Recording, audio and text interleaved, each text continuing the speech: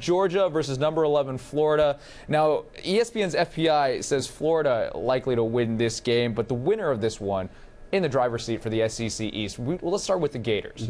What do they have to do to win? Well, I think the first thing they got to do is not turn the football over. I think that's the way that Georgia wins this game, is if they get a lot of short fields.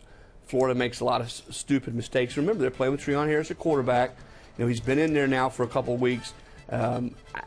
We'll see how the offense changes. I don't think it's going to change a whole lot. Jim McElwain said, listen, we believe in what we do. We're going to continue to do what we do. Georgia, though, is one of those teams, Kerry, chemistry-wise, I wonder where they are. And I think Florida, if they can get off to a big lead, or certainly just get off to a good start, if you're Georgia, you start to wonder, okay, here we go again.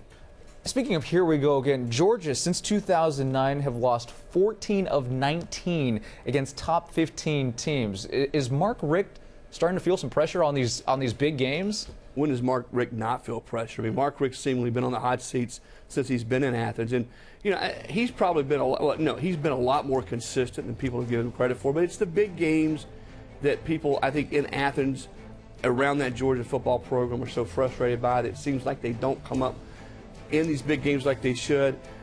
But you know, winning against Florida in this game changes a lot of things. It changes the complexity of the entire season. And if Georgia can win this football game, Kerry, they're not out of the East. In fact, I would say if Georgia wins this game, they will win the East. Okay, so the SEC East clearly at stake in this game. Who do you think will win? I got Florida. I think Florida has overcome so much this year. One of the better coaching jobs in all of college football that Jim McElwain has done. And defensively, I think they're good enough to force some mistakes, help their offense out, and I think Florida leaves Jacksonville with a win.